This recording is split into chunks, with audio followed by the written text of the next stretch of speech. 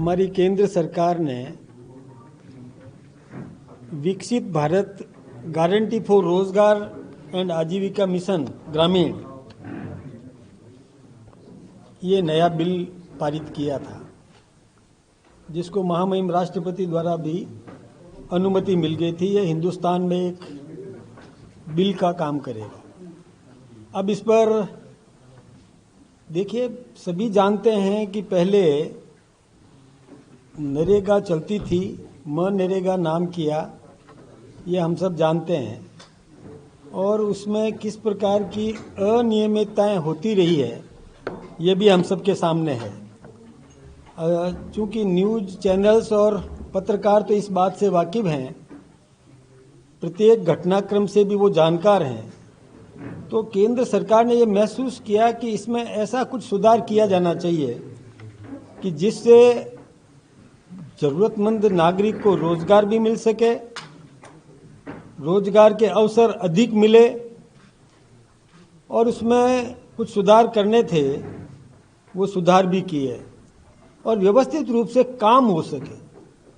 अव्यवस्थित काम नहीं हो, कोई काम अधूरा छोड़ दिया जिसका कि जनता के लिए कोई लाभ नहीं होता, कई काम अनुपयोगी कर दिए, कई ऐसे जॉब कार्ड्स भी मिले, लाखों जॉब कार्ड्स कई मठाधीशों के पास में, नेताओं के पास में, कर्मचारी अधिकारियों के पास में मिले। कई ऐसे जॉब कार्ड्स बना दिए गए जो मुंबई में बड़ा बड़ा उद्योग चलाते हैं, व्यापार चलाते हैं, नौकरी करते हैं, कुछ भी करते हैं, और वो उनके नाम यहाँ चल रहे हैं, उनके अकाउंट्स खोल दिए और उनसे वो बिचौलिए धन प्राप्त कर लेते थे। भ्रष्टाचार की पराकाष्ठा हो गई थी। यहाँ तक कि अशोक गहलोत जी ने भी, खुद ने भी, जब ये मेट लोगों की जो यहाँ मीटिंग हुई उसमें भी कहा कि भाई कई सरपंच बोलेरो सरपंच बन गए, ये बात भी उन्होंने कही थी, ये स्वीकारोक्ति भी उनकी है। ऐसे ही नहीं, कई जॉब कार्ड्स कई स्थानीय सरपंचों के पास में मिल गए, वो उनके नाम से अकाउंट खोल देते थे और अकाउंट ऑपरेट करते थे, पैसा निकाल लेते थे।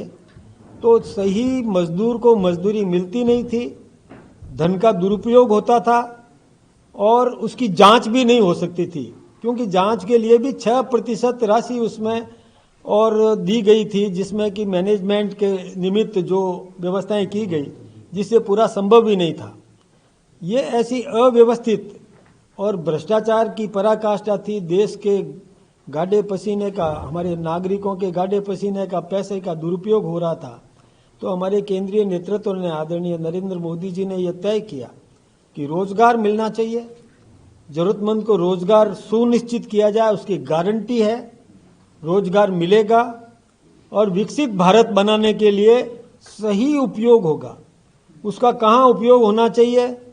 पानी के लिए उपयोग होना चाहिए तो पानी का काम होगा, और कोई भी आजीविका के लिए कोई भी निर्णय करना है तो वो काम भी उसमें होने हैं। ये सब उन्होंने तय किया। विकासोन्मुख, यानी कोई कंस्ट्रक्शन वर्क भी करना है तो मटेरियल कंपोनेंट भी सुनिश्चित किया, लेबर कंपोनेंट भी उसमें सुनिश्चित किया, और उसका एक निगरानी की प्रक्रिया भी, और आधुनिक तरीके से जिस प्रकार से हो सकती है वो करने का काम किया, ताकि सही उपयोग हो, जनता के धन का सही उपयोग होना चाहिए, लोगों को रोजगार भी मिलना चाहिए। अब पहले 100 दिन का रोजगार की गारंटी थी। हमारे देश के प्रधानमंत्री नरेंद्र मोदी जी ने और कृषि मंत्री शिवराज सिंह जी ने यह तय किया कि मजदूर को मजदूरी मिलनी चाहिए, तो उसके लिए 125 दिन काम करने का, यानी दिन बढ़ा दिए। पहले 100 दिन थे, 125 दिन काम कर सकता है व्यक्ति। यही नहीं, जो वनवासी क्षेत्र है उस क्षेत्र में 25 दिन और बढ़ाने की घोषणा कर दी, यानी 150 दिन तक वहां काम दिया जा सकता है। यही नहीं, जब किसान अपनी खेती की बुआई करता है और कभी कटाई करता है, उस समय किसान को मजदूर मिलता नहीं था, तो यह तय किया कि उन दिनों में जब फसल की बुआई होती हो और फसल की कटाई होती हो, उस समय ये जो जी राम जी, वीबी जी राम जी, ये बंद रहेगा, ताकि मजदूर को मजदूरी तो चाहिए, तो वो किसान को भी मजदूरी मिल सके। इस प्रकार का उन्होंने ये तय किया। तो मैं सोचता हूं कि इसमें कोई आलोचना करने की बात नहीं है। आलोचना केवल वो लोग कर रहे हैं जिनको पहले कमाई होती थी, बीच में खाने को मिलता था, अब खाने को मिलता नहीं है, बंद हो गया, इसके लिए वो इस प्रकार की बात कर रहे हैं। मैं आपसे एक बात बताऊं, जी राम जी से क्या इनको ऐतराज हो सकता है? ये वैसे तो अपने आप बन गया कि guarantee, G for guarantee, R for rozgar, A for aajeevika, M for mission. तो अब इसे ये राम बन गया तो उनको ऐतराज हो रहा है कि ये राम, मतलब अलग अलग जो नाम ले लिए, तो इसमें क्या ऐतराज है? अब नाम अलग अलग शब्दों को जोड़ने से कोई नाम बन जाता है, उसी से उनको ऐतराज है। ये मेरे समझ में नहीं आया, उनको ऐसा नहीं करना चाहिए। अब मैं आपसे एक बात बताऊं, हमने रोजगार देने के लिए, मैं आपको तुलनात्मक एक छोटा सा विवेचन करना चाहूंगा कि नरेंद्र मोदी जी की सरकार ने अभी तक जैसे मनरेगा जो पहले चलता था, महात्मा गांधी नरेगा, उसमें पूरे देश में अभी तक केवल 11.74 लाख करोड़ खर्च हुआ था। जब से ये लागू हुआ तब से लेकर के अभी तक 11.74 लाख करोड़ खर्च हुआ, और उसमें से हमारी 11 साल की सरकार ने 8,53,000 करोड़ दे दिए। यानी काम तो हम देना चाहते हैं ना, खर्चे करने में हमने कोई कटौती नहीं की हमारी सरकार ने। यानी जब से लागू हुआ 2004 से, और तब से लेकर के उन्होंने कितना किया, वो केवल मात्र यानी 3.20 उन्होंने खर्च किया कांग्रेस सरकार ने, और हमने 8.53, कुल मिला के 11.74 में से। तो ये मैं सोचता हूं कि अब जहां तक नाम की बात है, वो मुझे पता है कि कई सवाल आएंगे कि आपने महात्मा गांधी के नाम को क्यों चेंज किया। वास्तव में देखिए, पहले ये नाम था राष्ट्रीय ग्रामीण रोजगार योजना, जिसका उन्होंने बाद में किया, राजीव गांधी ने जवाहर रोजगार योजना नाम दिया, और उसके बाद में सोनिया मनमोहन जी की सरकार ने नरेगा किया, इसका नाम नरेगा किया। वो उनका नरेगा का मतलब कोई और। फिर बाद में 2005 में मनरेगा किया। यानी नाम तो ये बार बार बदलते हैं। तो जवाहरलाल जी का जब नाम बदला तो क्या जवाहरलाल जी का अपमान नहीं हुआ क्या? ये कांग्रेस इस विषय को क्यों नहीं पकड़ पा रही है और क्यों फालतू का बवेला कर रही है, ये समझ में नहीं आया। कांग्रेस ने कई नाम बदले। मैं आपको बताना चाहूंगा, आवास योजना का नाम पहले ग्रामीण आवास योजना था, 1985 में इसका नाम बदलकर इंदिरा आवास योजना कर दिया। यानी व्यक्तिगत नाम से, किसी नेता के नाम से कर दिया। ग्रामीण विद्युतीकरण योजना को इन्होंने राजीव गांधी ग्रामीण विद्युतीकरण योजना कर दिया।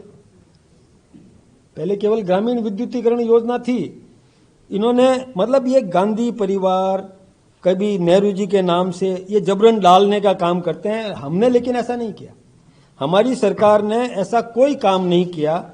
ये बात मैं आप सबके सामने रखना चाहता हूं।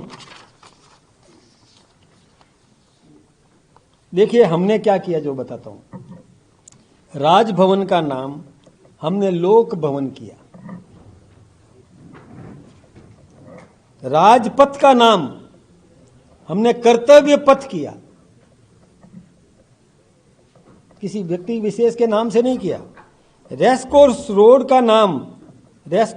का नाम लोक कल्याण मार्ग किया। सोच देखिए कितना परिवर्तन है उस सोच के अंदर। प्रधानमंत्री कार्यालय का नाम सेवा तीर्थ नाम किया, क्योंकि हमारा तो सेवक है, सेवक बनकर के जो राजनीति के अंदर आया है। इसी प्रकार से भारतीय न्याय संहिता, भारतीय नागरिक सुरक्षा संहिता, भारतीय साक्ष्य अधिनियम, ऐसे 3 नए कानून बनाए, जिसमें भारतीय दंड संहिता, आपराधिक प्रक्रिया संहिता और भारतीय साक्ष्य अधिनियम को बदलने के लिए लाए। नाम हमने क्या किया, भारतीय न्याय संहिता। दूसरा क्या, भारतीय नागरिक सुरक्षा संहिता। ये हमने आपराधिक प्रक्रिया संहिता का नाम बदल करके किया। इसी प्रकार से हम जो काम करते हैं वो जनहित के काम करते हैं, कभी भी ऐसा नहीं सोचते कि जिसमें कोई व्यक्तिगत लाभ लेने के लिए काम करते हो। दृष्टि देखिए, एक मिनट मैं आपको थोड़ा मनरेगा और वीबीजी राम जी के बारे में बताना चाहूँगा। देखिए, दृष्टि जो है केवल रोजगार प्रदान करने पर फोकस है, लेकिन हमारे यहाँ मनरेगा में तो केवल इस पर थी। हमारे यहाँ है रोजगार को गांव विकास और विकसित भारत 2047 की दृष्टि से जोड़ना। इसी प्रकार से मैंने निवेदन किया आपको कि 100 दिन की जगह हमने 125 दिन किए। पहले कार्य की मांग पर था, हमने ये मांग प्रचलित प्रकृति बरकरार रखी। केंद्र निश्चित राशि आवंटित करता है, अतिरिक्त राज्य वहन करेंगे। पहले केंद्र श्रम लागत और सामग्री लागत 75% देता है, हमने यहाँ पर ये 60-40 किया है। इसी प्रकार से स्थानीय स्तर पर योजनाबद्ध कम समन्वय, मतलब समन्वय नहीं करते थे, हमने गांव के स्तर पर योजना पहले से तैयार होगी। गांव की ग्राम पंचायत में तय होगा कि काम क्या लिया जाए और उसका डिजिटल मानचित्र और प्रधानमंत्री गति शक्ति से संयोजित होगा। पहले सोशल ऑडिट होती नहीं थी, अब सोशल ऑडिट 6 मई में तय कर दी ताकि भ्रष्टाचार को किसी भी प्रकार से पनपने नहीं दिया जाएगा। डिस्प्ले बोर्ड लगेगा, ये हमने तय कर दिया। और शिकायतों का त्वरित और समाधान, कोई भी शिकायत हो, सीमित समन्वय, बहुत कमजोर निगरानी पहले हुआ करती थी, अब निगरानी समय पर होगी। शिकायतों का निवारण, पहले कोई समय सीमा थी ही नहीं, 10-10 साल तक शिकायतें लटकी रहती थी।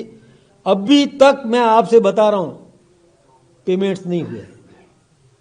पेमेंट्स लोग मांग रहे हैं, कई मेटों के पेमेंट्स नहीं मिले, कई मजदूरों के जो उसके पेमेंट्स नहीं मिले। मैं खुद अभी बांसवाड़ा की तरफ गया था, तो ये सब क्या चल रहा है। अब समय तय कर दिया कि निश्चित समय सीमा में पेमेंट होगा, पखवाड़े के अंदर पेमेंट करना पड़ेगा। इसमें ट्रांसपेरेंसी पूरी हमने तय की। उनके समय में कोई ऐसा ट्रांसपेरेंसी थी भी नहीं। हमने ये तय किया कि किस प्रकार से और ये ट्रांसपेरेंसी रहे, काम पता चले कि क्या हो रहा है, काम की प्रकृति, श्रम का प्रबंधन, प्रशासनिक संसाधन, रोजगार सृजन, दक्षता, इसमें सब ने हमने बहुत सुधार करने का काम किया और डिजिटलाइजेशन करने का काम भी हमने किया। अब पहले के भ्रष्टाचार की बात करो, हमारे रमेश मीणा कांग्रेस समय के मंत्री थे, उन्होंने खुद ने ये बात कही कि बाड़मेर और नागौर में उनकी सरकार थी, 300 करोड़ की कथित हेराफेरी हुई। अब कांग्रेस का एक मंत्री वो ये स्वीकारोक्ति है, सोशल ऑडिट में खुलासा हुआ कि बरियाड़ा, आरंग, बलाई, इसमें किस प्रकार की स्थिति रही, कहाँ पर किस प्रकार की गड़बड़ें हुई, ये सब चीजें जो है ये जनता के सामने है।